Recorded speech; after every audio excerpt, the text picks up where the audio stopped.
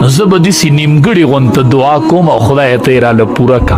د الله دا نیمګړې دعاګانې خوښي ته نیمګړې کوه او الله به یې پوره کوي. ځکه یو صحابي دعا غوښتله وی خدایا مال په جنت کې خي طرف ته او دسی بنگله راکې چې خي طرف ته یو دسی لارې منه کوي. نه دسی دعا به نه غواړي. ښه ما نبی علیہ السلام نه اورېدلي چې دعا کې به دومره مبالغې نه کوئ.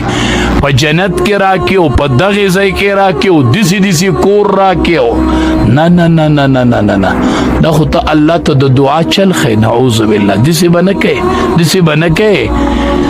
الله ته به دسی ځان دسی الله ته دسی دا ساده غونته خوند کوي. خدایه ته راله راکې نه خدایه ته راکې. زه په ډېرو نه پوهېږم خدایه په ډېرو نه پوهېږم. عمر فاروق رضی الله تعالی عنه د شپې روانم د تهجد ټیم و. نو ما وی ډېر قیمتي ټیم دی نو دعا نه غواړم. وی داسې لنډه غونته دعا مې وغوښته چې خدایه مرګ د شهادت راکې او وجعل قبري فی بلد حبیبک. خدایا مرګ د شهادت او قبر د خپل محبوب په کلی کې راکې چې مرګ مې د شهادتي او قبر مې ستا د محبوب په کلی کې. بس دغه دعا مې وغوښته. رب العالمین وی عمر تا دعا نیمګړې وغوښتله زه به دله پوره قبوله کړم. دا نیمګړې دعاګانې خوند وی تا ما نه مرګ د شهادت وغوښتو. مسجد نبوي دی پکې نه وغوښتې چې مرګ د شهادت راکې او په مسجد نبوي کې راکې او دا دیم نه ویلي چې په مصلی د امام الانبیاء راکې. عمره مرګ د شهادت مم درکو په مسجد نبوي کې مم درکو د امام الانبیاء په مصلی مې درک او په حالت د مانځه کې مې دله درک. ګوره هغه نیمګړې دعا غوښتې وه خو الله ولې څه کړله پوره کړه.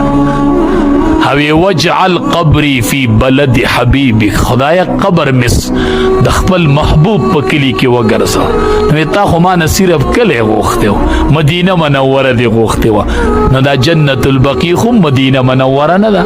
نه تا کلی وغوښتو ما کلی م درکو او کور مې م درکو او څنګ د امام الانبیاء مې درکو. مې کلی درکو مې هغه په کور کې دفن کړې مې ورله په څنګ کې دفن کړې.